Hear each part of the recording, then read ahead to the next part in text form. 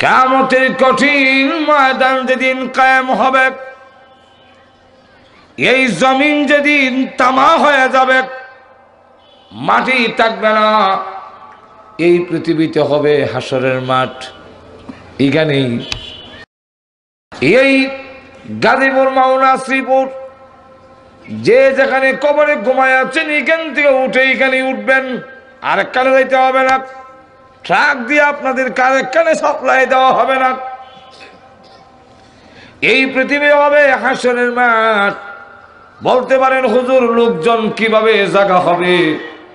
Atlantic মহাসাগর সহ সব যখন ভরাট করে ফেলবে, সব পাহাড় যখন লেভেল করে ফেলবে, এই পৃথিবী একবারে ছোট হবে না, অনেক বিশাল। বর্তমান কাবাগর যেখানে সেখানে হবে আল্লাহর আরশ।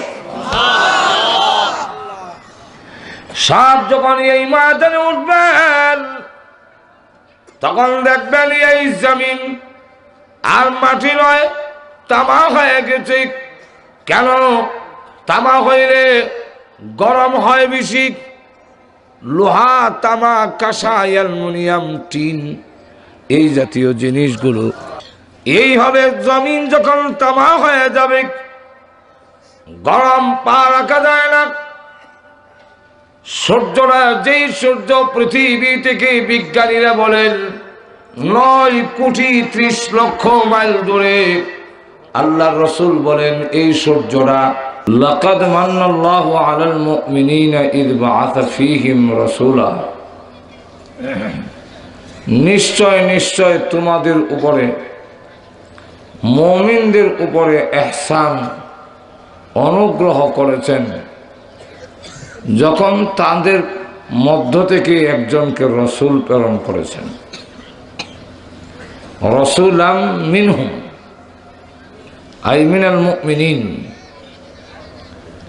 তাহলে এখান থেকে আমরা প্রথমে জানতে পারলাম যত নবী রাসূল আল্লাহ পৃথিবীতে পাঠিয়েছেন, সকল নবী রাসূল মানুষের মাঝখান থেকে পাঠিয়েছেন। আর এটাই হলো আহলে সুন্নাত ওয়াল জামাতের আকীদা, বিশ্বাস যে নবীরা মানুষ ছিলেন। নবীরা মানুষ ছিলেন না এই বিশ্বাস যে করবে না, সে আহলে সুন্নাত ওয়াল জামাতের আকীদার ভিতরে থাকবে না, সে বাতিল, সে ভণ্ড। এখন প্রশ্ন হইতে পারে, মানুষ কইলে তো আপনি দাম কমাইয়া দিলেন, মর্যাদা কমাই দিলেন না? যে বলে মানুষ কইলে দাম কমে, এক বুজুর্গ বলছিলেন, আমার মুখে এই কথা শোভা হয় না। এক বুজুর্গ বলছিলেন, যে বলে মানুষ কইলে দাম কমে, আসলে সে নিজে মানুষ হইছে না, আর মানুষ কাকে বলে সে চিনে না। আমার কথা বুঝেন কিনা আল্লাহ জানে।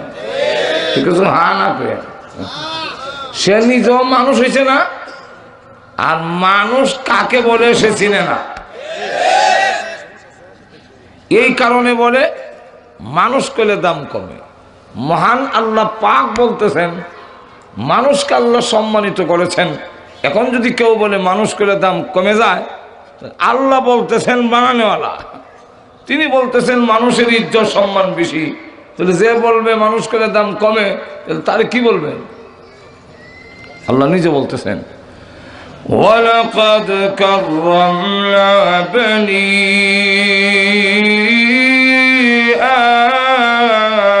আদম।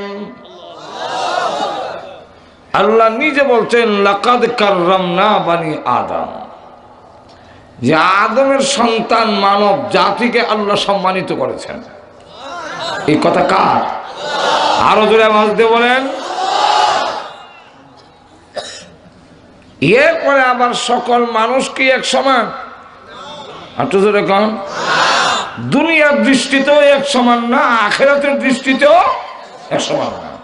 বাংলাদেশের প্রেসিডেন্ট যিনি, উনি কি মানুষ না? একটু জোরে বলেন।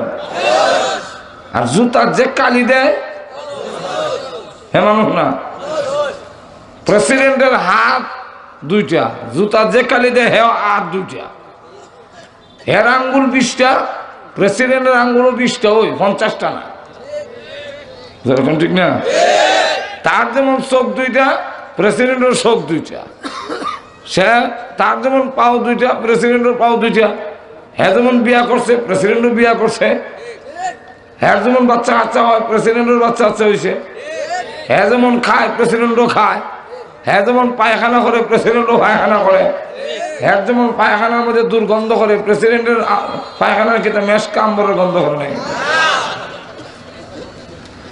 কিন্তু পৃথিবীর কোন মানুষ কি কথা বলবে যে প্রেসিডেন্ট আর সামান মুসি এক সমান?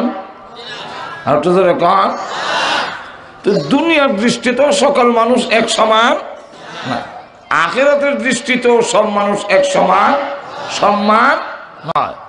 রসুলও মানুষ, আমরাও মানুষ, কিন্তু পার্থক্য আছে। জাতিতে পাথর, রেল লাইনের কিনারও পাথর বসায় না, রেল লাইনের কিনারও পাথর দেয় না, দেখছেন না? এরা তো জাতিতে পাথর। আর কাবাগরের কোনার মধ্যে একটা পাথর আছে, পাথর নেই রে, এটার নাম কি? আসওয়াদ পাথর বা হাজের আসওয়াদ। এরা কালা পাথর, এরাও পাথর, রেল লাইনের কিনারও পাথর। টাকা যদি হালাল হয়, নিয়ত যদি সহি হয়, আর যদি কেউ কাবাগরের ওই পাথরে চুম্বন করতে পারে, তাহলে তার গুনারে চুষা রেখা তারে দুধের মতো সাদা করে ছেড়ে দেয়। তাই বললে রেল লাইনের কিনারে হাতল লইয়া যদি জুড়ে ঠুলের মধ্যে মারে, তাহলে হ্যাঁ টুটো কাটবো, দাঁতও ভাঙবো, গুণা তো মাফ হবেই না। যেরকম ঠিক না? আমরা মানুষ রেল লাইনের কিনারের হাতরের মতো মানুষ, আর বিশ্ব নবী হলেন আসওয়াদ পাথরের মতো মানুষ। মানুষ করে সব মানুষ এক সমান না, পাথর করে যেমন সব পাথর এক সমান না। স্বর্ণকারের দোকানে যাবেন, একটা পাথর আছে, আপনি বলবেন আমার এই স্বর্ণ আমার ছেলে দুবাই থেকে আনছে, খুব এক নম্বরের স্বর্ণ, খাঁটি নির্ভেজাল, যতই লেকচার দিবেন স্বর্ণওয়ালা নিবে না, পাথরে গসা দিয়ে দেখবো। যেরকম ঠিক নেই, পাথরে গসা দিয়া হয়, এই লেকচারে কাম হবে না, ভেজাল। কেন? এটা কষ্টি পাথর, গসা দিয়া কোন স্বর্ণ ভেজাল কোনটা খাঁটি এটা যেমন নির্ণয় করা হয়, সাহাবাই কেরাম হলেন কষ্টি পাথরের মতো। আমাদের দেশের মাইজ ভান্ডারে হয় আমরা হক, মাইজ ভান্ডার, উপরের ভান্ডার, নিচের ভান্ডার, মাইজের ভান্ডার, দেখুন বাবা বাকিও হয় হক, আমরা যেরকম ঠিক না। রাজার বাকিও কয় আমরা হক, আটরশিও কয় আমরা হক, আমরাই সঠিক, যেরকম ঠিক না। প্রত্যেকে দাবি করে সঠিক, তোমার লেকচারে সঠিক হবে না। সাহাবাই কেরামের কষ্টি পাথরে গসা দিয়া যদি দেখা যায়, সাহাবাদের মাক্কারিতে যারা ঠিকবে তারাই হলো হক, আর না হয় সে বাতিল, সন্দেহ। সাহাবাই কেরাম হলেন কষ্টি পাথরের মতো, যেরকম ঠিক না। প্রথম নম্বর আমরা বুঝলাম আহলে সুন্নাত ওয়াল জামাতের আকীদা। আমাদের দেশে অনেক আহলে সুন্নাত ওয়াল জামাতের ব্যানার লটকায়, স্লোগান দেয়, আসলে ভিতরে আহলে সুন্নাত না। ঘুমাই গেছেন নাকি? মুস নিয়ে কানো লাগাইছে, গুতায় হদ বের করে, হ্যাঁ কয় আহলে সুন্নাত, সুন্নতওয়ালা। আসলে তো সুন্নতওয়ালা না, মুসওয়ালা। মাথার মধ্যে রাখছে জড়া, এর নাম দিছে আহলে সুন্নাহ। হে কি আহলে সুন্নাহ? সুন্নতওয়ালা না জড়াওয়ালা? জড়াওয়ালা তো সুন্নতওয়ালা হয় না, যেরকম ঠিক কিনা। ফাঁক পাঞ্জাতনের বাচ্চি দৌড়াইয়া বেড়া বেরিয়ে কেন পর্দা নাই, একটি গাছের তিনটি ডাল, কুন্ডালেতে হল বিলাল। আহলে সুন্নাহ, এটা তো আহলে সুন্নাহ না, এটা আহলে বেদা, যেরকম ঠিক কিনা। সুতরাং আহলে সুন্নাত ওয়াল জামাত কোন সাইনবোর্ডের নাম নয়, কোন স্লোগানের নাম নয়, এটা একটা আকীদা বিশ্বাসের নাম, আহলে সুন্নাত ওয়াল জামাত। রাসূলের সুন্নতকে মানতে হবে, সাহাবাই কেরামের জামাতকে মানতে হবে। যাক, এরপরের কথাটা হইল মানুষ বানায় আল্লাহ পাঠাইলেন কেন? মানুষের হেদায়েতের জন্য মানুষ নবী উপযুক্ত। হাঁটু জোরে কর। নাইলে আপনি আমার দুঃখ দুর্দশা বুঝবে না নবী। যেমন উদাহরণ, আপনি মসজিদে আসছেন, নামাজ পড়বেন, আইসা দেখেন মসজিদের মুয়াজ্জিনে কাতকামুদি চলা শুরু করে দিছে, পেশাবেও আপনার এমন ধরা ধরছে, টনটনি শুরু হয়েছে। এখন কি আপনি মসজিদে যাবেন না পেশাবে যাবেন? পেশাবে যাবেন। নবী যদি আমরা জাতি না হইতো ছড়াইয়া দাঁত ছড়াই দিত, বুঝলে কই যাস, বলে পেশাব। পেশাব কি বুঝলে এটা বড় কষ্ট, টনটনি আন বুঝে, টনটনি কি বুঝে না তো, টনটনি এখন ঠিক না। যা মশে পেশাব নিয়ে মসজিদে গিয়ে হারুন লাগতো, কি আর নামাজ পড়বেন খালি খালি চিবাইয়া কোনো রকমে এমন কিছু উঠে দিতে পারে, যেরকম ঠিক না। কিন্তু আল্লাহর নবী বলে দিয়েছেন এমন পরিস্থিতি যদি হয় তাহলে তুমি জামাতে শরীক না হয়ে পেশাব সারবে আগে। পেশাব শরীক ওযু করে জামাত যদি তুমি লাগাল নাও পাও, ফেরেশতারা জামাতীদের মধ্যে তোমার নাম লিখে নেবে। কারণ আমি রাসূল বুঝি পেশাবে তো কি হয়, ফেরেশতা বুঝে না। আল্লাহ লক্ষ্য করে দেখেন, সারাদিন ঘুরে গেলে একবারে গাজীপুর থেকে বাড়িতে আসছেন, আইসা খেতে পারেন নাই, ঘরে ঢুকছেন, বেগম সাহেব আপনার সামনে কই মাছ ভাজি করে, এরপর মূলার শাক কাঁচামরিচ সাইজ করে এনে রাখছে, ধন্যবাদ দিয়ে আবার সালাদ বানাই দিছে, অনেক জাতের আইটেম শাক সবজি, আর আপনি সারাদিন ক্ষুধার্ত, খাওন খুব চাচ্ছে মনে। এমন সময় শোনা যায় পাশের মসজিদে কাতকামুজি সালা। এখন আপনি খাবেন না মসজিদে যাবেন? যদি নবী আমাদের মধ্য থেকে না হতেন তো বলতেন খায় না খায়ে মসজিদে যাও, মসজিদে যাও, রেখে দাও, রেখে দাও, মসজিদে যা। তো মসজিদে গেলেও আপনি যখন নিয়ত বাঁধতেন ফেটে বড় খিদা, বারবার নামাজের মধ্যে খালি কই মাছ,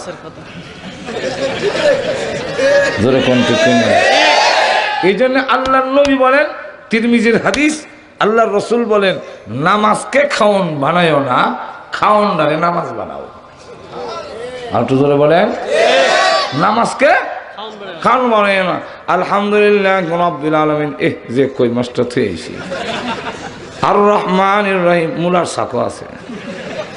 তখন দেখা যাবে আপনার যদি ভিতরটারে কম্পিউটার দিয়ে আমার এসে করা হয় তাহলে দেখা যাবে আলহামদুল ভাগে ভাগে কই মাছ, আলহামদুল ভাগে ভাগে কাঁচামরিচ, আলহামদুল ভাগে ভাগে সালাদ, যেরকম ঠিক না। আর ইমাম সাহেব যদি ইন্না আতায় না পড়ে আপনার কাছে মনে হবে যে সূরা বাকারা শুরু করে দিছে, সারা নামাজ খাওন খাওন হয়ে যাবে, যেরকম ঠিক না। তাই আল্লাহর রাসূল বলেন নামাজকে খাওয়ান বানায়ও না, খাওয়ানটারে নামাজ বানাও।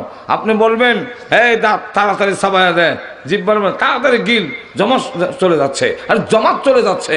এই বারবার খাওয়ানোর ফাঁকে ফাঁকে নামাজ জমাতের কথা যে বলবেন, খাইয়া যদি জমাত লাগান নাও পান, জমাতে যারা ছিল আপনার নামও জমাতের মধ্যে লেখা হবে, বুঝছেন?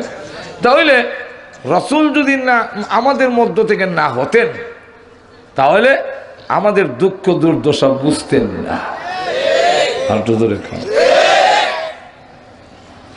আল্লাহর যদি উদ্দেশ্য হয় মানুষকে হেদায়েত করা, মানুষকে স্বীকার করা, তাহলে মানুষ নবীরই দরকার।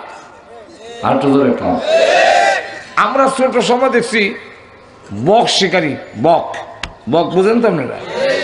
বক শিকারী একটা বককে ধরে প্রশিক্ষণ দেয়, এটা ভালো করে আদর আপ্যায়ন করে, এরপরে একটা পিঞ্জিরার পাতা দিয়ে ভালো করে ঢাকে, আর বকটার পায়ের মধ্যে একটা রশ্মি দিয়ে বাঁধে, তার হাতে একটা লাঠি দেয়। এখন বক ধরতে গেলে আর একটা বকের দরকার, কাউয়া দিয়ে বক ধরা যাবে না, বক ধরতে গেলে যেমন বকের দরকার, কুড়া শিকারীরা কুড়া ধরতে গেলে যেমন একটা কুড়ার দরকার, ঠিক তেমনি হবে মানুষকে যদি হেদায়েত করতে হয় মানুষ নবীর দরকার। জিন্নাত নবী দিয়ে হবে না, ফেরেশতা নবী দিয়ে হবে না। এই কারণে কোরা শিকারী একটা পিঞ্জিরার ভিতরে কেউ লুকায়, আর বকটারে রশ্মি দিয়া লাঠির সঙ্গে বেঁধে লাঠিটা দিয়া লুকায় থেকে বকটারে নাড়ায়, সে লুকায়। আল্লাহ বলেন আনা কুনতু কানজান মাখফিয়া, আমি হলাম গুপ্তধন, মুহাম্মদ সাল্লাল্লাহু আলাইহি ওয়াসাল্লামের মাধ্যমে তোমরা ধরতে চাই। যখন চাইলাম আমি বিকাশিত হই তো ফাখালাকতুল খালকা, আমি মুহাম্মদ সাল্লাল্লাহু আলাইহি ওয়াসাল্লামকে সৃষ্টি করছি যার মাধ্যমে তোমরা ধরব। আর তো জোরে কন্যা। এখন লক্ষ্য করেন, উদাহরণটা বুঝলেই বুঝতে সুবিধা। বক শিকারীর হাতে যে বক আর উড়ন্ত বক, দুইটা জাতিতে বক হইল, কিন্তু একটু বেশ কম আছে। কি বেশ কম? যেটা মালিকের কাছে, এটা হইল মালিকের প্রশিক্ষণ প্রাপ্ত, আর উড়ন্ত বক গুলো মালিকের প্রশিক্ষণ প্রাপ্ত নয়, জঙ্গলি বক। আর তো ধরে কম, নবীরা বললেন আল্লাহর প্রশিক্ষণ প্রাপ্ত, আর তো ধরে কম। আর আমরা হইলাম জঙ্গলি মানুষ। প্রশিক্ষণ প্রাপ্ত বকটা যদিও মালিক যে জাতি, এই জাতের মধ্যে না, কিন্তু মালিকের সাথে বিচ্ছিন্ন নয়। আর তো ধরে কম, রশি দিয়া লাঠির সাথে বান্দা, লাঠি দিয়া নাড়ায়, যুগসূত্র আছে রশির, ধরে কম ঠিক কিনা? উড়ন্ত বকের সাথে মালিকের কোনো সম্পর্ক নাই। ঠিক নবীরা যদিও আমাদের জাতি মানুষ, কিন্তু আল্লাহর সাথে সম্পর্ক বিচ্ছিন্ন নয়। ওহির রশি বান্দা, ওহির ডুর বান্দা, ওহি দিয়ে নাড়ায়, ঠিক কিনা? আর আমাদের সাথে আল্লাহর ডাইরেক্ট কোনো সম্পর্ক নাই, সম্পূর্ণ বিচ্ছিন্ন। বক লড়াইলে একটা বক কয়, আরে আমার জাতি ভাই উড়াল দিতেছে, চল যাই। কাছে আইলেই চঙ্গল দিয়ে ধরে, এমনি সে ছুটতে চায়, নখ দিয়ে আঘাত করে, টুট দিয়ে আঘাত করে, তখন দেখা যায় রক্তাক্ত হয়। কিন্তু এরপরও প্রশিক্ষণপ্রাপ্ত বকটা ক্যাক ক্যাক করে শব্দ করে, তা মালিকরে বুঝায় রক্তাক্ত করে ফেলেছে, কিন্তু এরপরও ছাড়তেছি না, আপনার কাছে না পৌঁছাইয়া ছাড়তাম না, হাত বাড়াইয়া ধরেন। ঠিক তেমনি হবে নবীরা যখন আমাদের জঙ্গলি মানুষের সামনে এসে দাওয়াতের কাজ তুলে ধরেছেন, এই জঙ্গলি মানুষেরা নবীদেরকেও পাথর মেরে রক্তাক্ত করেছে, কিন্তু নবীরাও পরিষ্কার জানাইয়া দিয়েছে, রক্তাক্ত করতে পারো, আল্লাহ সান্নিধ্যে না পৌঁছানো পর্যন্ত দাওয়াতের কাজ বন্ধ হবে না। তাহলে এখন আসুন, আল্লাহ রাব্বুল আলামিন এই কারণে বলতেছেন, তোমাদের মাঝখান থেকে একজন নবী আমি পাঠাইয়া মুমিনদের উপরে অনুগ্রহ করেছি। মুমিনদের উপরে অনুগ্রহ করছেন, কিন্তু এই কথার দ্বারা আর একটা আয়াতের সাথে সাংঘর্ষিক হয়, তারও লেগে দাঁড়া। এই আয়াত কি? আল্লাহ কোরআনে বলে, ওয়ামা আরসালনাকা ইল্লা রাহমাতাল লিল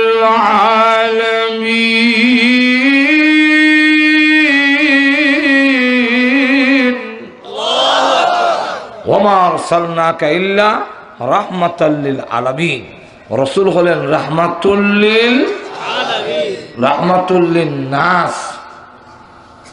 রাহমাতুল লিন নাস নাকি না আলামিন? রাহমাতুল লিল মুমিনিন, রাহমাতুল লিল আলামিন, সকলের জন্য রাসূল রহমত। এই আয়াতের মধ্যে আল্লাহ বলেন মুমিনদের উপরে ইহসান করছেন, আর আরেক আয়াতে তো বোঝা যায় সকলের জন্যই নবী রহমত, সকলের জন্য তুই আল্লাহর দয়া, সকলের জন্য তুই আল্লাহ ইহসান, গোটা মানব জাতির জন্যে, সকল মাখলুকাতের জন্যে। তাহলে এই আয়াতে শুধু মুমিনকে বললেন কেন? বলবো এই কেন জবাব দেব? দিতে গেলে আগে এক্সাম্পল, উদাহরণ বুঝতে হবে। দিব উদাহরণ। আসমান থেকে যে বৃষ্টি পড়ে, এই বৃষ্টিকেও কোরআনের রহমত বলছে। একটু দেখুন, কোরআনের এক আয়াতে আছে বাইনা ইয়াদাই রাহমা, তোমরার সামনে রহমত আসতেছে। যখন নাকি বাতাস আসে, এই ঠান্ডা বাতাস আইলে আমরা দেখবেন এই বৃষ্টি বলি কেমন এই ঠান্ডা বাতাস লাগতেছে, আর তো জোরে কর না। আর বৃষ্টি না দেখলো আমরা এখানে মনে হয় আগে বৃষ্টি হয়ে গেছে। বলে কেমনি বললেন? বলে বাতাসটা ঠান্ডা লাগে। আর তো জোরে কর। তো আল্লাহ কোরআনে বলেন যে বাতাসে আয়া সংবাদ দেওয়া যায় পিছে রহমত আইতাছে। রহমত, রহমত মানে বৃষ্টি। তো এই যে রহমত বললেন, সব মাটির জন্য রহমত, পাথরের জন্য রহমত, সিমেন্টের জন্য রহমত, জোরে কোন ঠিক কিনা? আর ক্ষেতের মাটির জন্য রহমত। কিন্তু পাথরের উপরে বৃষ্টি হইলে পরে কোনো উপকার হয় কি? না, সাফ হয় না, পরিষ্কার হয়, উপকার হয়েছে না? না করলেন যে কোনো উপকার হয় না। পাথরের আগে যা ময়লা ছিল, ধুলাবালু ছিল, বৃষ্টি হওয়ার কারণে এই পাথর পরিষ্কার হইল। তাহলে অস্থায়ী সাময়িক কিছু উপকার হয়েছে কি হয়েছে না? স্থায়ী উপকার হয়েছে না। কেন? পাথরে বৃষ্টিকে গিলে না। আমার আমার কথা আপনারা বুঝেন না? অসুবিধা হয়? তাহলে এইবার হ্যাঁ না কোন পাথরে বৃষ্টি গ্রহণ করে গিলে? এই গ্রহণ না করার কারণে পাথরের স্থায়ী কোনো উপকার হয় নাই, কিন্তু হালকা কিছু উপকার হয়েছে, পরিষ্কার হয়েছে। জোরে কোন ঠিক কিনা?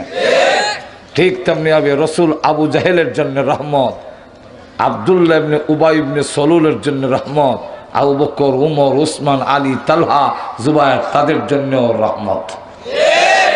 কিন্তু আবু জাহেল হইল পাথরের মতো।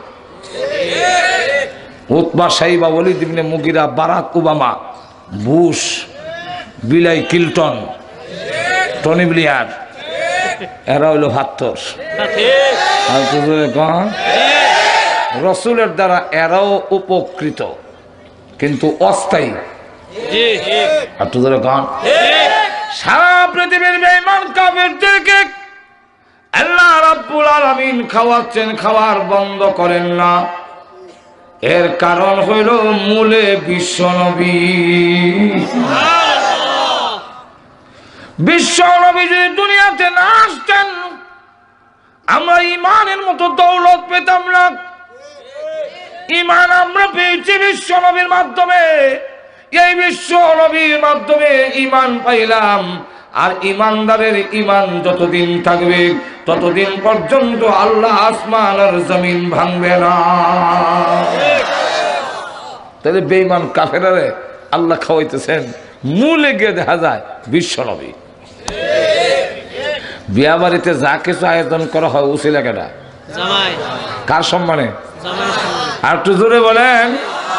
কিন্তু বরযাত্রীরা খাওয়ায় না, আত্মীয় স্বজন, আশেপাশের লোক, বাড়ির কুত্তা বিলাই, এরাও কিছু আড্ডি উড্ডি খায়। কুত্তায় বুঝিনি কার উসিলায় খাইছে। যার উসিলায় খাইলো তাকে বের হইলে দেখবেন গালি দিতে দেরি করে না, ভাগ করে গালি মারে। জোরে কোন ঠিক কিনা? যার উসিলায় খাইছে তারই কয় ভাগ, মানে গালি দিছে। সুযোগ পাইলে আবার পায়ের গোছার মধ্যে কামড় দিয়েও ধরে। জোরে কোন ঠিক কিনা? যেমনি ভাবে কুকুর বোঝে না কার সম্মানে খেয়েছে, ঠিক তেমনি ভাবে বেঈমান কাফেররাও বুঝে না কার সম্মানে খাচ্ছে। কারণ তার স্বভাব হইল কুকুরের স্বভাব। যেই নবীর সম্মানে খায় সেই নবীকে জঙ্গিবাদ এবং সন্ত্রাসী বলে গালি দেয়। এই নবীরই কখন সন্ত্রাসী, জঙ্গিবাদ ক্রিটিসাইজ করে, ব্যঙ্গচিত্র করে। জোরে কোন ঠিক কিনা? অথচ নবীর উসিলায় খাইতেছে। আর তো জোরে কোন কেন? এরা স্বভাব কুত্তার স্বভাব। কুকুর আর এর সাথে একটা মিল আছে, বলবো? জি জি। আর তো জোরে কোন আদ-দুনিয়া জিফাতুন ওয়া তালিবুহা কিলাব। আল্লাহ রাসূল বলেন পৃথিবীটা মরা জানোয়ার। আর দুনিয়া জিফাতুন, ও তালিবুহা কিলাব। আর এই মরা জানোয়ার, মৃত জানোয়ারের পিছনে যারা আল্লাহ পরকাল ভুল্লা লাগছে, এরা এদেরকে আল্লাহ রসুল বলেন কুকুর। আর হুজুরে বলেন, মুহাদ্দিসিনে কেরাম এর ব্যাখ্যায় আনছেন যে এই যে কুকুর বললেন, মরা জানোয়ার কি শুধু কুকুরই খায়, শিয়ালে খায় না? শুকুনেও তো খায়, শিয়ালে খায়, শুকুনে খায়, তো শুধু কুত্তারে হেলা বদনাম কেন? রসুল কেন বলেন না সালাপ, খালি কিলাপ? কয়েক কারণ আছে। কারণ কি? কারণটা হইল শুকুনে দিনের বেলা আসে, রাত্রে তার জায়গায় চলে যায়, বাড়ির কথা বলে না।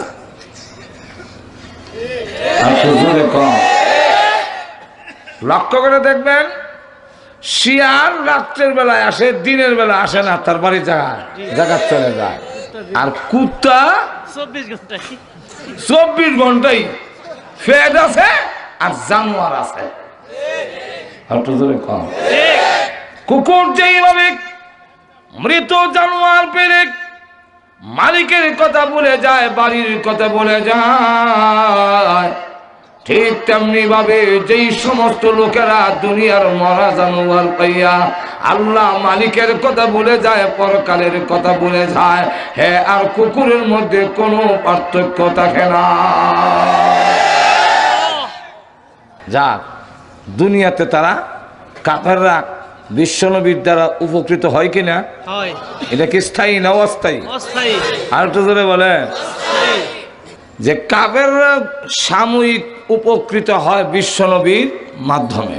কি উপকারটা? যে আল্লাহ তাদেরও খাওয়াইতেছেন বিশ্বনবীর সম্মানার্থে। জোরে কোনটি খেনে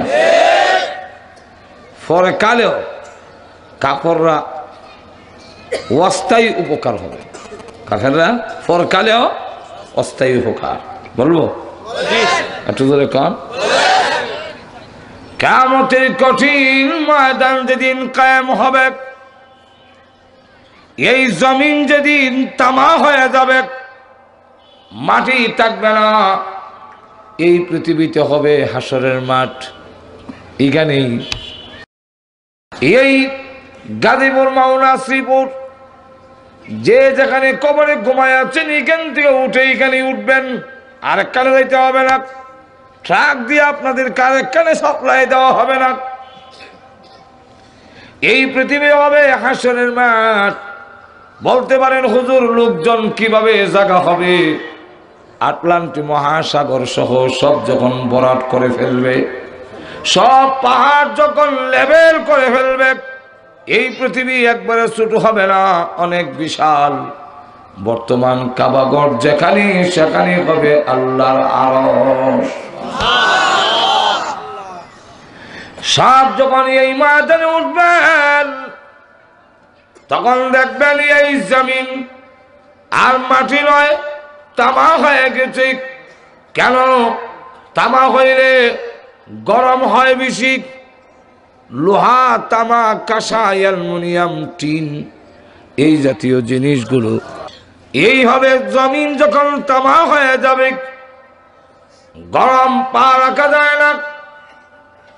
সূর্যটা, যেই সূর্য পৃথিবী থেকে বিজ্ঞানীরা বলেন 9,30,00,000 মাইল দূরে, আল্লাহর রসুল বলেন এই সূর্যটা চৌকে সুরমা দিতে গেলে সুরমা দানিতে একটা শলা দেয়, যারা লাগায় মরাইয়া, এই কাঠি যদ্দূর লম্বা হবে, আল্লাহর নবী বলেন মাথার সূর্যের মাঝখানে এতটুকু ফাঁক থাকবে, গরম কম লাগবে না, অনেক বেশি। বর্তমানে বিজ্ঞানীরা তাপমাত্রা মাপছেন, সূর্যের তাপমাত্রা হলো 6000 সেলসিয়াস বা সেন্টিগ্রেড। আল্লাহর রসুল বলেন বর্তমানে যা পাওয়ার আছে, এটা আরো 70 গুণ বাড়ায় দেওয়া হবে। গরম খুব কম লাগবে না, অনেক বেশি। অপরদিকে জাহান্নাম 7 তবক জমিনের নিচে আছে, 7 তবক জমিনের নিচে রাখা আছে। সেখান থেকে আল্লাহ বলবেন ফেরেশতাদেরকে টাইন্না হাসরের মাঠে দুজক নিয়ে আসো। সুবহানাল্লাহ বলবেন। ওয়াজিআ ইয়াওমাইযিন বিজাহান্নাম, জাহান্নামকে টেনে আনো। আল্লামা আশরাফ আলী থানভী রাহমাতুল্লাহ আলাইহি জাহান্নামের আকৃতি বয়ান করছেন। 30,000 মাথা, প্রত্যেকটা মাথায় 32,000 করে দাঁত, এক একটা দাঁত হবে উহুদ পাহাড়ের সমান। নাক আছে, নাকের ছিদ্রের মধ্যে রশ্মি লাগানো আছে। 19 জন ফেরেশতারা এটার কমান্ডিং অফিসার, আর এক একজনের অধীনে 70,000 করে। ছোট ফেরেশতা যে সেও রশ্মির যারা ধরে রাখছে, এই কাত থেকে এই কাত পর্যন্ত দূরত্ব হলো 70 বছরের রাস্তা। আর বড় ফেরেশতা কত বড় তখন বয়ান দেওয়ার টাইম আমার নাই। বড় ফেরেশতা যে জাহান্নামের বড় যিনি, উনি কত বড় হবে। একটা কিতাব আছে আমার কাছে, এর নাম হইল ফেরেশতুকা আজিব হালাত। এই কিতাবের মধ্যে আনছেন যে মালিক ফেরেশতা হইল যে উনি সারা জাহান্নামের প্রধান। উনি কত বড় হবে এতটুকু বুঝে নেন যে জাহান্নামের সংখ্যা যত হবে জিন্নাত আর মানুষ মিলাইয়া, তত সংখ্যায় ওনার 2 হাতের আঙ্গুল হবে। আরো আসতে বলেন, মহিলারা শুনে নেবেন। এত সংখ্যা যদি আঙ্গুল হয়, আল্লাহ আমাদের দেশের কোন কোন সন্ত্রাসীকে ধরতে গিয়া 3 বাহিনী লাগায়। আর জোরে কম। আল্লাহ বলেন ফাইজলামি করো না, দৃষ্টতা দেখাও না। তুমি যত বড় শক্তিশালী সন্ত্রাসী চাঁদাবাজি হও, জাহান্নামের ফেরেশতা ধরতে গিয়ে 2 আঙ্গুল লাগাবে না, 1 আঙ্গুল লাগাইব।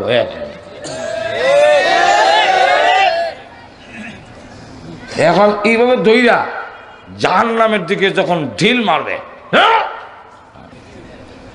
কিতাবে লেখেন 70 বছর পর্যন্ত সে শুধু যাইতেই থাকবে। বুঝেন কি শক্তি, হাই নেমে করতে হিসাব করে করো। ঠিক কিনা? যাক, সবে মিল্লা জাহান্নামের রশিদ ধরছে, কিন্তু জাহান্নাম মানুষ দেখার পরে হাসরের মাঠে এখন তো ক্ষুধার্ত বাঘের নাই, হুঙ্কার দেয়, দাঁতে দাঁতে গসা লাগায়, খট খট খট খট, গুসায় জুমুন ফেটে যাবে।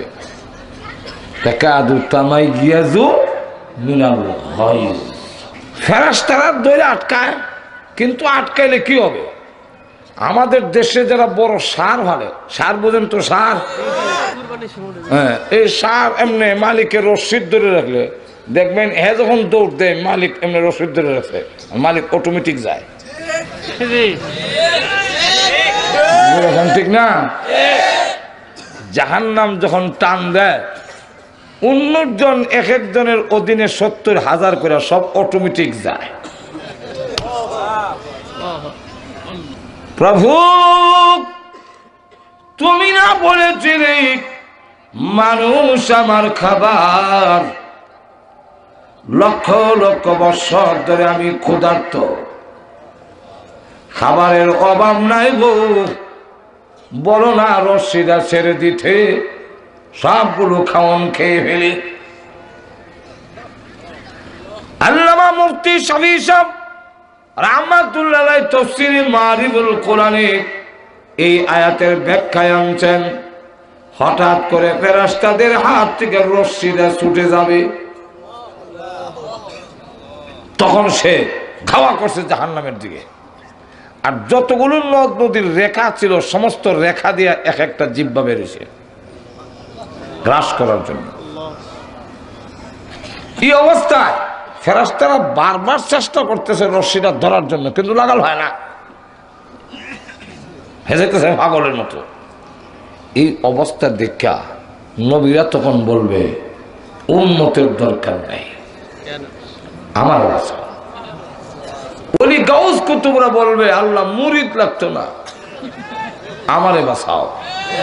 ভণ্ডরা বলবে আল্লাহ আমি ফির আসতাম না, আমি একটা ভাব ধরছিলাম দুনিয়াটা খাওয়ার জন্য, আমি ফির না। মা বাবা সব আতঙ্কিত। আল্লাহ হুঙ্কার দেয়, ফেরেশতারা জিবরাইল, ইসরাফিল, মিকাইল সব লাইনে দাঁড়াও, আমি আল্লাহর অনুমতি ছাড়া কথা বলবো না।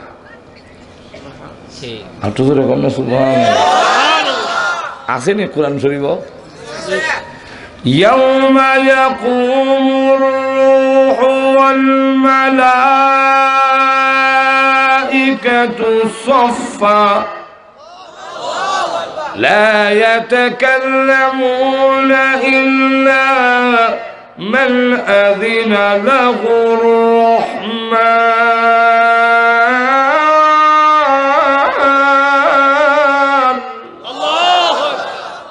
আল্লাহ বলবেন আমার অনুমতি ছাড়া, রহমানের অনুমতি ছাড়া কোনো কথা। জিবরাইল আলাইহিস সালাম আতঙ্কিত হইয়া আল্লাহর আরশের হায়া ধরিয়া, আল্লাহ আমারে বাঁচাও, না জানি কোন ঠাডা আমার উপরে পড়ে। আল্লাহ হুঙ্কার দেয়, লিমানিল মুলকুল ইয়াউম, আজকের রাজত্ব কার? রাজত্ব রাষ্ট্রীয় ক্ষমতা হইয়া যা ইচ্ছা তা কইছ, যা ইচ্ছা তা করছ। এখন বল হাওয়ার দেখা, দেখা হাওয়ারটা। আইনা নমরুদ, আইনা ফিরাউন, নাম ধরে রাখবো নমরুদ কইরে, কথা কস না, কস না এখন কথা। বুশের নাম তো লই তুই না, কারণ পুরান ভাগলেরই বাত নাই, আবার বলে নতুন ভাগল। ওই সময় আমাদের নবী, বিশ্ব নবী, তিনি তখন বলতে থাকবে উম্মতি উম্মতি ওনা নফসি নফসি না। তিনি তখন বলবেন আনতা আহকামুল হাকিমিন, আল্লাহ তুমি তো বিচারপতি, দেও বিচারপতি। আনতা রাব্বুল আলামিন, তুমি তো সকলের পালনেওয়ালা। আনতা রাব্বুস সামাওয়াতি ওয়াল আরদ, তুমি আসমান জমিনের মালিক। আনতা রাব্বুল আরশিল আযীম, তুমি মহান আরশে আযীমের মালিক। আনতা যুল জালালি ওয়াল ইকরাম, তুমি সম্মান ও মর্যাদার অধিকারী। আনতাল হাইয়ুল কাইয়ুম, তুমি চিরঞ্জীবী, তুমি নিজে কায়েম ছিলে, সকলকে কায়েম তুমি রেখেছ। আল্লাহ তুমি যদি আমাদেরকে হুঙ্কার দাও, আমরা তো তোমার গোলাম, তুমি আমাদের মনিব। মনিবে হুঙ্কার দিলে গোলামের কি ক্ষমতা আছে তার পাল্টা পাল্টি করা? এমন ভাবে প্রশংসা শুরু করবে, বিশ্ব নবী জিন্দেগিতে এত প্রশংসা আল্লাহর কোনদিন করেন নাই। আল্লাহ ডাক দিয়ে বলবে, নবীজি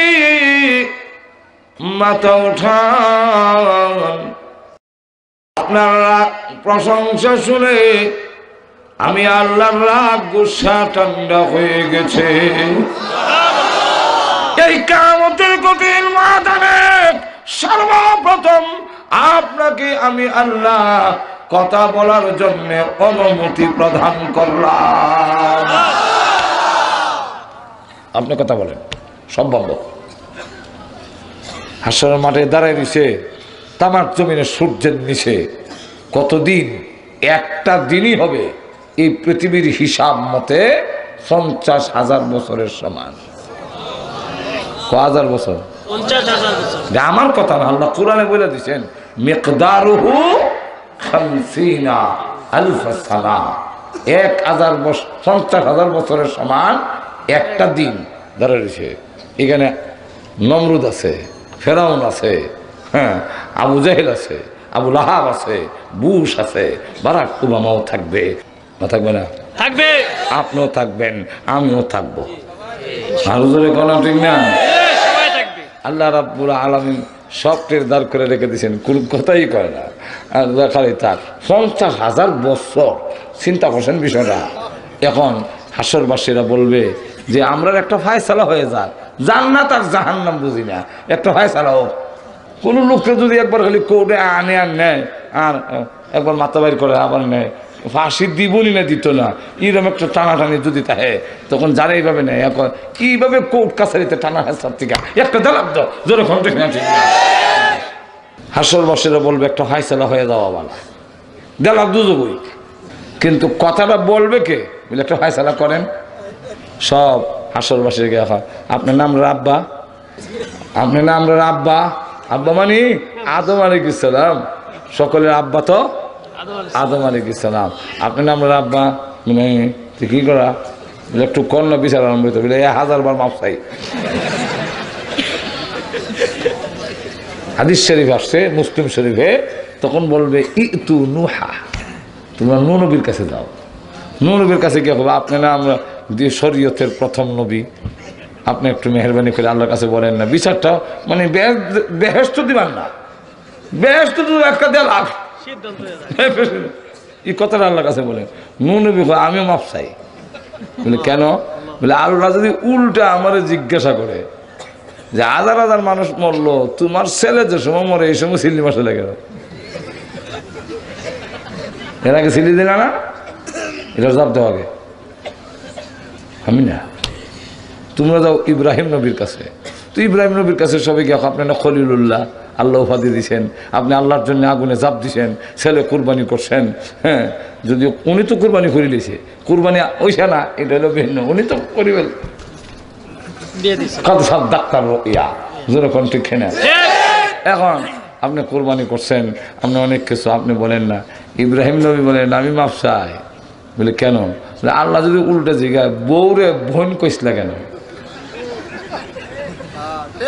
কথা বুঝেন না? মুসলমান মিশা কথা বলতে পারে না, কিন্তু মিশাও না, আবার একটা শব্দের দুইটাও অর্থ হইতে পারে, এমন কথা বলা জায়েজ আছে, এমন কথা বলা জায়েজ আছে। যেমন হযরত আবু বকর সিদ্দিককে জিজ্ঞাসা করেন হিজরতের রজনীতে, আরে কাফের যে ওর আবু বকর তোমার সাথে লোকটাকে, কারণ আবু বকর সিদ্দিক বলেন হিজরতের দিন রওনা দিছি, এখন যদি বলি মোহাম্মদ তো তুই এক্ষুনি আমরা আটকাই দিব, আর যদি বলি মোহাম্মদ না মিথ্যা হবে, মুসলমান মিথ্যা বলতে পারে না। তাই তিনি বলেন হুয়া রাজুলুল্লাযী ইয়াহদিনি, তিনি ওই ব্যক্তি যিনি আমার পথ দেখান। দেখেন এক গুলে দুই শিকার, এটার দুইটা অর্থ। একটা অর্থ হইল যে দুনিয়ার হয়তো আরব দেশে এক জায়গা থেকে আরেক জায়গা যাইতে গেলে পথ দেখান না লোক ছাড়া জায়গা যাওয়া যেত না, ওই লোকটা বুঝে লেছে মনে হয় পথ দেখাবে লেগে একটা লোক রাহাবর রয়েছে। আর আবু বকর সিদ্দিক বুঝাইছেন উনি ওই ব্যক্তি যিনি আমার বেহেশতের পথ দেখায়। কথাটা বুঝেন না? তো ইব্রাহিম আলাইহিস সালাম উনি যে বলছেন ওনার ওয়াইফ রে বোন, জালেম বাদশা তার রাষ্ট্র দেয়াইতেছে, আর তার নিয়ম হইল সাথে যদি ওয়াইফ থাকে স্বামীর একটা বউ লইয়া যায়, সুন্দরী বউ লইয়া নিয়ে যায়। এখন উনি যদি কয় আমি ওনার স্বামী, তো একটা বউ লই দিব, এর লেগে তিনি বললেন উনি আমার বোন। আর ওনাকে বললেন তুমি কিন্তু কইও আমি তোমার ভাই, আমি ভাই পরিচয় দিছি। এটা কোন দৃষ্টিকোণ থেকে? আমাদের ব্রাহ্মণবাড়িয়ার একজন বড় আলেম ছিলেন, ওনার নাম তাজুল ইসলাম সাহেব রহমতুল্লাহ আলাই, যার উপাধি ছিল ফখরে বাঙ্গাল। উনি বিয়ে করছেন উজানির কারি ইব্রাহিম সাহেবের মেয়ে। তো ইব্রাহিম সাহেব আসছেন ছেলে দেখার জন্য, ছেলে যোগ্য কিনা। তা এইসব প্রথম প্রশ্ন, কারণ আমরা দেশে তো আমরা আগে গ্রাম এলাকা দেখতাম, প্রশ্ন করতে গেলে জামাই দেখতে গেছে কৃষক লোকেরা, তখন প্রশ্ন করতো। তো একটা লোকের প্রশ্ন করে মেট্রিক পরীক্ষা দিয়েছে ওই সময়ে, তো লোকটারে জিজ্ঞাসা করে বাবা বলেন তো দেখি 4টা গরুর কটা ঠেং? তো উনি বলেন 4টা গরুর 18টা ঠেং। এমনি সকলে শুনলাম আপনি মেট্রিক পরীক্ষা দিয়েছেন আর 4টা গরুর 18টা ঠেং, না এই ছেলের কাছে বিয়ে দেওয়া যায়, চলো যাই। তো বাড়ির লোকেরা কয় তুই কি বললে, ব্রেঞ্চ পাস করছো, ব্রেঞ্চি পাস করছো, 4টা গরুর কড়া ট্যাঙ্গিটা করতে না? 4টা গরুর কড়া ট্যাঙ্গিটা বলতে পারবো না, মেট্রিক পরীক্ষা দিয়েছি না। বলে হ, তুই 4টা গরুর তুই 18টা করে কেন? বলে 4টার তো 4টা গরু 16টা, 4টা গরুর 16টা। আর আমার মতো একটা ছেলে যে মেট্রিক পরীক্ষা দিয়েছে, হেরে যে এই জাতীয় প্রশ্ন করছে, হের 2টা ঠ্যাঙ্গ আমি যোগ দিয়েছি। ওই আর হয়েছে যেরকম ঠিক না এই জাতীয় আগে প্রশ্ন করতে গিয়া আর কারা যারা যারা কিছু পণ্ডিত একটু প্রশ্ন বলে কোন সুরায় 9 মিম কোন সুরায় 9 মিম কথা বলতেন না তো কারি ইব্রাহিম সাহেব রহমতুল্লাহ জিজ্ঞাসা করেন ফখর বাঙ্গাল তাদের সাহেবকে যে আপনার আব্বা আপনার কি হয় আমরা বলতাম এটাকে একটা প্রশ্ন হইল আব্বা তো আব্বাই আব্বার আব্বা কি হয় বেশির থেকে বেশি বলতাম আব্বা আমার মার স্বামী হয় কিন্তু ফখর বাঙ্গাল রহমতুল্লাহ সঙ্গে সঙ্গে জবাব দেয় ভাই হয় উনি প্রশ্ন করেন আপনার আব্বা আপনার কি হয় উনি বলেন ভাই হয় তেমনি কারি ইব্রাহিম সাহেব রহমতুল্লাহ বলেন ছেলে উপযুক্ত বিয়া দেওয়া যায় আব্বা আবার কি হয় এটা প্রশ্ন করলেন কেন তখনই উনি বুঝে ফেলছেন যে কোন দৃষ্টিকোণ থেকে প্রশ্ন করছেন উনি কোরআন হাদিসের দৃষ্টিকোণ থেকে প্রশ্ন করেছেন ইন্নামাল মুমিনুনা ইখওয়াতুন মুমিন মুমিনে ভাই ভাই আব্বা মুমিন আমিনও মুমিন ইমানি সূত্রে বাপ বেটাও ভাই ভাই আর তো জোরে কম তো এখন দেখেন হযরত ইব্রাহিম আলাইহিস সালাম এই দৃষ্টিকোণ থেকে তুমি মুমিন না আমি মুমিন এই দৃষ্টিকোণ থেকে এখন বলছি তুমি আমার বোন আমি তোমার ভাই ভাই হযরত ইব্রাহিম আলাইহিস বলেন আল্লাহ যদি জিজ্ঞাসা করেন এই ফেস লাগাইল কথা কইছ না কেন আমি মাফ চাই আমি পারবো না তোমরা যাও মুসা নবীর কাছে মুসা নবীর কাছে যাওয়ার পরে উনি বলবেন আমি পারবো না বলে কেন বলে দুজন ঝগড়া লাগছে আর আমি বাঙ্গাল উদ্দেশ্যে ধাক্কা দিয়েছিলাম এটা করে মরিছে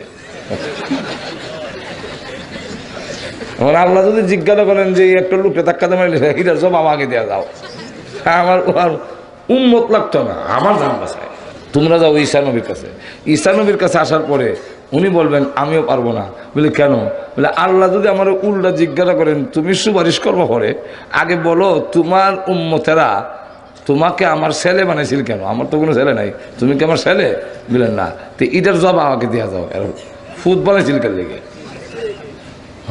ঠিক কিনা তা আমি আটকা পড়ে যাই আমি পারবো না তবে তোমাদের কয়ে দেই তোমরা যাও বিশ্ব নবীর কাছে বিশ্ব নবীর কাছে আসার পরে বিশ্ব নবী বলবেন তোমরা সঠিক জায়গায় এসেছো এই অধিকার একমাত্র আল্লাহ আমাকে দিয়েছেন বিশ্ব নবী রাহমাতুল লিল আলামিন তখন শুরু করবেন প্রভু গো বিচারটা আরম্ভ করেন আল্লাহ বিচার আরম্ভ না করলে ভালো মন্দ কিছুই বোঝা যায় না নবীজির সুপারিশের কারণে তখন দেখা যাবে মাত্র 6 ঘন্টার ভিতরে আল্লাহ সকলের হিসাব কিতাবের খাতা সমঝাইয়া দিবে কয় ঘন্টা হাদিসের মধ্যে 6 ঘন্টাই যে না হাদিসের মধ্যে আসছে নিসফুন নাহার এটা আমি হিসাব করিয়া 6 ঘন্টা আমরা রেডি করে দিলাম আর কি কথা বোঝেন না নিসফুন নাহার অর্ধেক দিন বলতে নাহার বলা হয় সূর্য উঠার পর থেকে ডুবা পর্যন্ত ডুবার পরটার নাম লাইল তো এই লাইল আর নাহার মিললে হইলো 24 ঘন্টা তো দিনে রাইতে ছোট বড় আছে না তো সব গড়ে হিসাব করলে ক ঘন্টা করে 12 ঘন্টা একদিন 12 ঘন্টা ওই লাইন 12 ঘন্টা সব মিললে 24 ঘন্টা তাহলে নিসফুন নাহার যদি হয় তাহলে 12 অর্ধেক করলে কত হয় 6 ঘন্টার ভিতরে হিসাব শেষ এবার বলেন এই যে পরিত্রাণ হইল হাসরের ময়দানের কষ্ট টিকা আবু জাহিল হইল আবু লাহাব হইল এটা কি স্থায়ী উপকার না অস্থায়ী আর তো ধরে কম এই অস্থায়ী লাভবান কিয়ামতের কঠিন ময়দানে আবু জাহিল হইছে নি আর তো ধরে কম নবী সুপারিশে বিছানা হইছে না এই ফায়দাটা তো হইছে পরে তো হইছে না ধরে কোন ঠিক না এই জন্য বৃষ্টি হইলে আসমান থেকে পাথরের যেমন অস্থায়ী উপকার হয় স্থায়ী উপকার হয় না এই কাফেররা হইল পাথরের মতো আসমান থেকে যখন বৃষ্টি পড়ে সিমেন্ট যদি থাকে বাইরে বৃষ্টি পড়লে শক্ত থাকে না নরম হয় প্রথমত নরম হয় এটা বুঝেন না কেন সিমেন্টের মধ্যে পানি দিলে গইলা যায় পাউডার করে গইলা যায় কিন্তু পরে শক্ত হয় পরে হাত তর হয় তাহলে আগে ভালো আসছিল পরে খারাপ হয়েছে হাত তর হয়ে গেছে যখন ঠিক কিনা কেন? কারণ হইল সিমেন্টে পানি গিলে কিন্তু রাখে না, ছাইরা দেয়, ভিতরে রাখে না, ছাইরা দেয়। এই কারণে আগে ছিল হাওড়ার হর হয়েছে মাত্র শক্ত হয়ে গেছে। এর দৃষ্টান্ত হইল মুনাফিকরা। আর একটু জোরে বলেন, মুনাফিকরা রাসূলকে গিলে কিন্তু ভিতরে রাখে না, উগলায় ছেড়ে দেয়। এই কারণে কাফেরের চাইতে আরো শক্ত হয়ে যায়। আর জমিনের যে মাটি পানি গিলে এবং ছাড়ে না, রাখা যায়। এই কারণে স্থায়ী উপকার ক্ষেতের মাটির হয়। এর দৃষ্টান্তটা হইল মুমিনের। আর একটু জোরে কম। لقد من الله على المؤمنين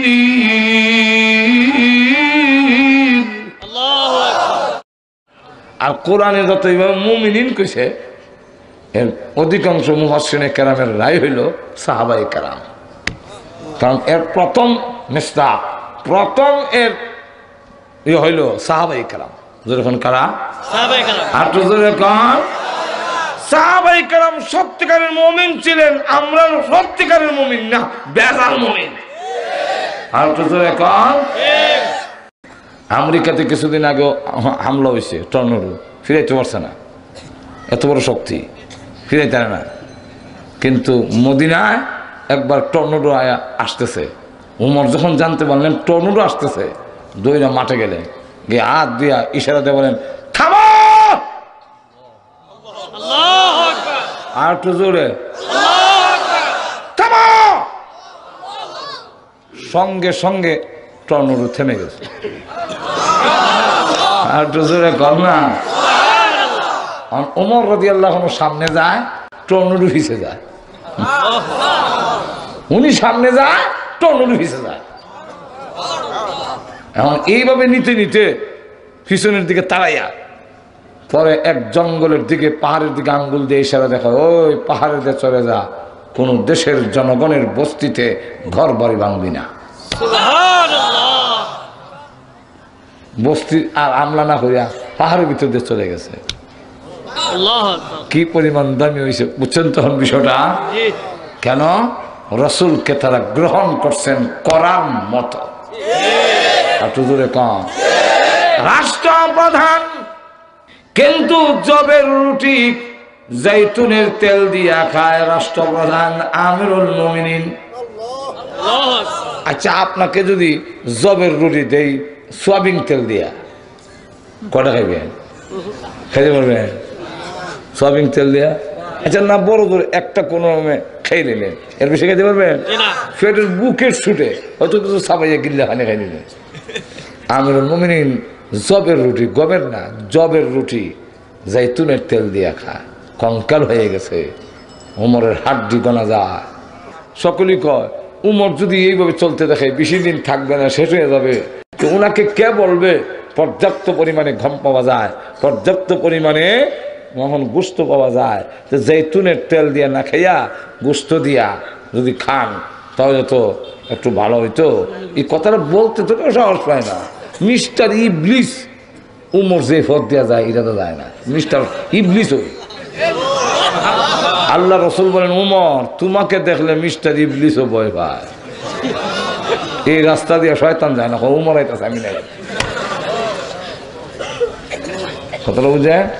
এই কারণে তাবিজের কিতাবে একটা তদবির দিছে, যারা ভয়াবহ স্বপন দেখে আর বেশি বেশি মানে খায় স্বপন দেখে চিনতে পারে, হ্যাঁ আগ দিয়া লেখতো উমর, বানান করে আইন মিম রা, এরপরে লেখতো উমর তো বহুত আছে, সব উমর না, রাদিয়াল্লাহু রা আর দোয়াত দিত, দিলে বুঝাইতো এটা ওই উমর রাদিয়াল্লাহু আনহু। বুকে যদি লেখাত হ্যাঁ আর খারাপ স্বপন দেখতো না, মিস্টার ইবলিস এর কাছে।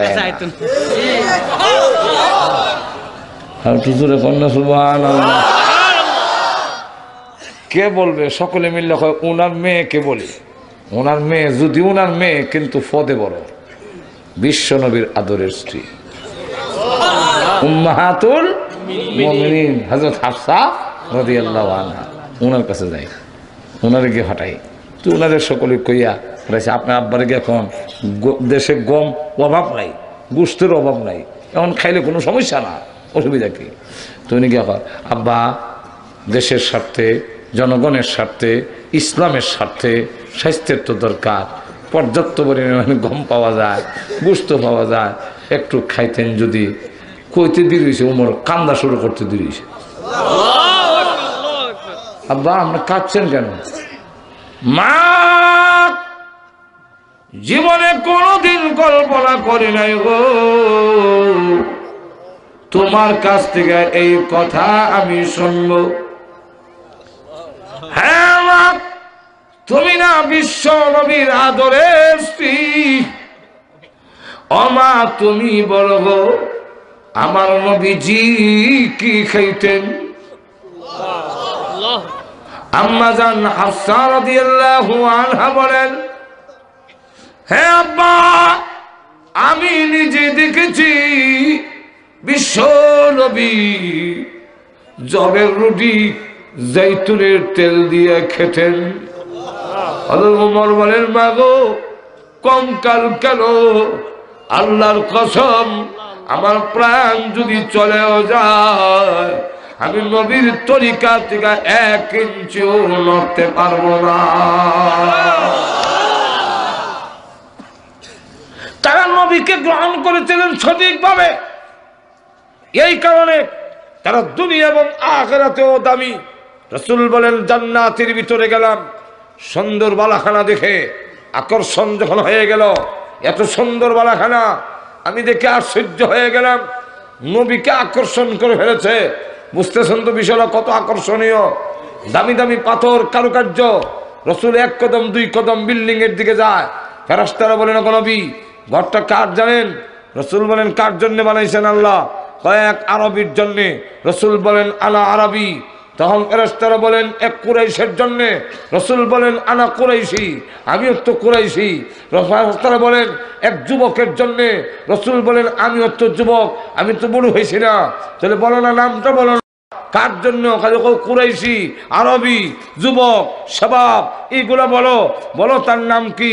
নাম জানো না? তোমাদের নাম বলে নাই আল্লাহ?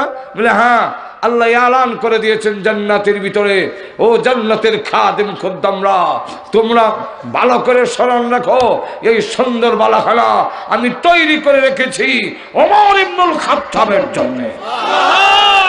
অ্যালবামটি নিবেদন করছেন ইসলামী প্রযোজনা আমরা প্রতিষ্ঠান লাঞ্ছিত অপমানিত রসুলকে সাইরা আর তো জোরে কন্যা মুমিন রসুলকে গ্রহণ করে দুনিয়া এবং আখিরাতে লাভবান। এই কথাটা আল্লাহ বুঝাবার জন্য বলছেন, লাকাদ মান্নাল্লাহু আলাল মুমিনিন, আল্লাহু আকবার, মুমিনদের উপরে ইহসান। ওয়া মা আরসালনাকা ইল্লা রাহমাতাল লিল আলামিন।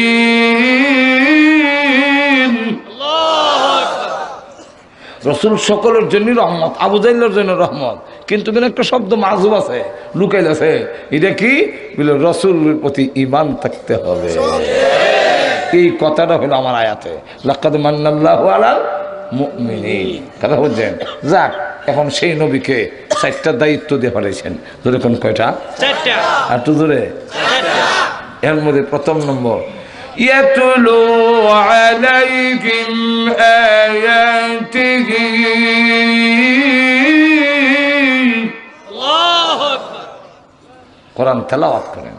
তেলাওয়াতকারীরাও লাভবান হবে। হাদিস আইছে জান্নাতের ভিতরে আল্লাহ বলবেন, ইউকাল লিসাহিবিল কোরআন, কোরআনওয়ালা হাফিজুল কোরআন কইছে না, সাহিবিল কোরআন, লিসাহিবিল কোরআন ইউকালা, বলা হবে। বুঝলেন না? লিসাহিবিল কোরআন, হাফিজুল কোরআন কইলে না, হাফিজ সবরে আলগা করতাম। সাহেবের কোরআন, কোরআনওয়ালা, যে জাগির দেয় হেও কোরআনওয়ালা, যে টাকা দেয় হেও কোরআনওয়ালা, যে 1 বস্তা চাউল দেয় হেও কোরআনওয়ালা। তখন আল্লাহ কোরআনওয়ালা বলবো, ইকরা বলে আমি তো পড়তাম জানি না, বলে ওই সময় অটোমেটিক তুমি পড়তে জানবা, জবান দিয়ে বের হবে, ইকরা, পড়ো, ওয়ার্তাকে, আর চড়ো। তবে এখন দুনিয়ার বুনবুন্যা পড়া না, আমরা পড়া হইল হাফেজ সাহেবরাও পড়ে, আর আমরা যে মসজিদে তারাবি হাফেজ সাহেবরা খুব বনবন ওতারে যায়,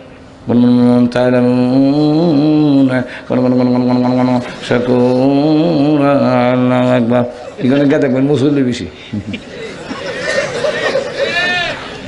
ঠিক কিনা? ওরা তিল, তার তিলের সাথে পড়ো, কামা কুনতা তুরাত্তিলু ফিদ দুনিয়া, দুনিয়া যেভাবে পড়ছিল এইভাবে তোমার পড়া যেখানে শেষ হইব বাসস্থানে গেল যাও। এখন আলহামদুসুরাও যদি আপনি ফেলে থেকে থাকেন 30 পারা ফরল লাগবে এমন কথা না, আপনি আলহামদুলিল্লাহ আর পারি না, আল্লাহ আর পারি না, তা আপনার 7টা তালার স্বর্ণের তৈরি 7টা তালার মালিক। তাহলে যে হাতে আসরা জানে সেও গর্বিত, কে বলছে সার্টিফিকেট নাই কি করে খাইবে? আর তো জোরে কর না, আরো জোরে। যারা বলে কওমি মা করলে কি হইব, বলে আলহামদুলিল্লাহ শিখতে হলো লাভবান, জোরে কোন ঠিক না? ঠিক না?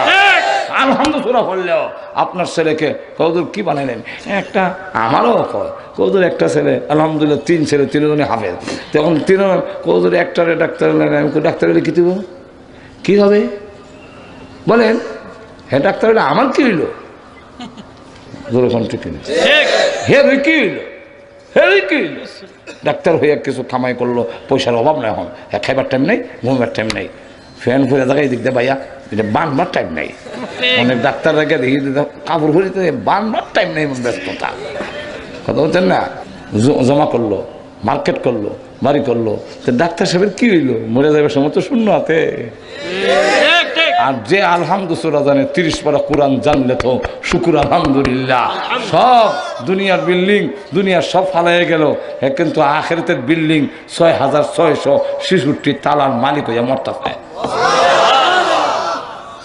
যেরকম ঠিক কিনে পড়ো আসলে والشمس وضحاها والقمر إذا تلاها করবে। আর কম্পিউটারের মতো অটোমেটিক দেখা যায় তালা, খালি 4 নম্বর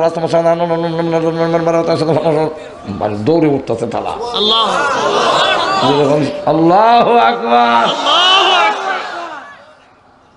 যা কোরআন তেলাওয়াত করো, তেলাওয়াত বুঝো আর না বুঝবো, বুঝলে আলহামদুলিল্লাহ, বুঝতে পারলে আলহামদুলিল্লাহ, কিন্তু বুঝো আর না বুঝো সব ঠিক আছে, অ্যাকশন ঠিক আছে।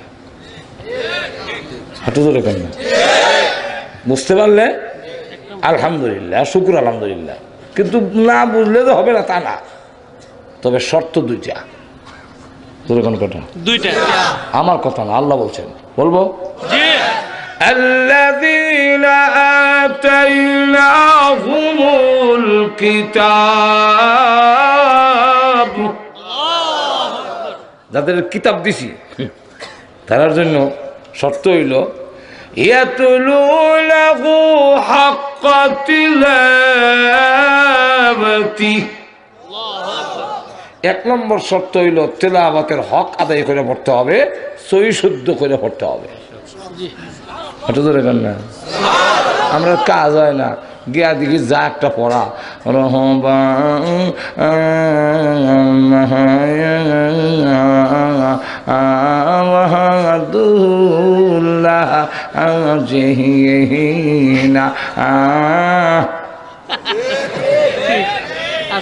এরকম পড়া পড়লে কাজ হইব? হ্যাঁ, কষ্ট করে পড়েন, কোথায় পড়েন, সব আবেশ সাহেবের ডাবল। আপনি বলতেছেন ইন্নাল্লাযীনা কাফারু কাফারু কাফারু কাফারু সাওয়াউন সাওয়াউন, আবার বানা পড়ে আলাইহিম। কোথায় কোথায় যদি পড়ে, আল্লাহ রাসূল বলছেন হাফেজে কোরআন থেকে তোমার সব ডাবল সব হইল, কিন্তু শুদ্ধ হয়ে পড়তে হবে। হজর এখন ঠিক কিনা?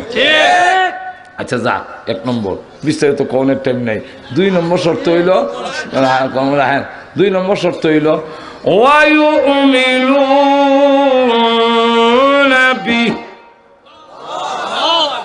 আল্লাহর কালামের প্রতি তোমার ঈমান থাকতে হবে। যেরকম ঠিক নেই ও হয় না ওয়নি না হয় না ওয়নি না হয় না ভাই না না ভাই বইরে খেতে হইব না হইব এটা হলে তোমার ভেটাটা পড়বই। যেরকম ঠিক কিনা অবশ্যই আল্লাহর কালাম ঈমান থাকতে হবে। একবারটা তেলাওয়াত করে বুঝে না পরে পড়তে পারে না কই এ মেরে মৌলা কা কালাম হয় আর সচ হয় সত্য এ মেরে মৌলা কা কালাম হয় আর সচ হয় ফিসটা উল্টায় এই সত্য যা আছে সব সত্য আর কান্দে মরছে পরে কবরে রাখছে যে আমরা কবর দাফন করতে গেছিল জরুরি জিনিস কবর হয়ে আছে গা এমন মাটি সরাইছে এইগুলো আনতো দেখে কবরে ফুলের বাগান মেশকে আম্বরের গ্রাম আল্লাহ তার কবরের জান্নাতের বাগান বানাই দিয়েছে। বুঝো আর না বুঝো তেলাওয়াতের সব যারা কেউ বুঝে না বলে না বললে সব নাই এটা হলো মূর্খ পণ্ডিত। একটু ধরে কম কোরআনের অনেক আয়াত আছে পৃথিবীর কোনো আলেমও বুঝে না। আল্লাহ কোরআনে বলছেন আলিফ লাম মিম এর অর্থ আল্লাহ ছাড়া, কিন্তু রসুল বলছেন আলিফ লাম মিম পড়লে কমের পক্ষে 30টা সওয়াব পেবে।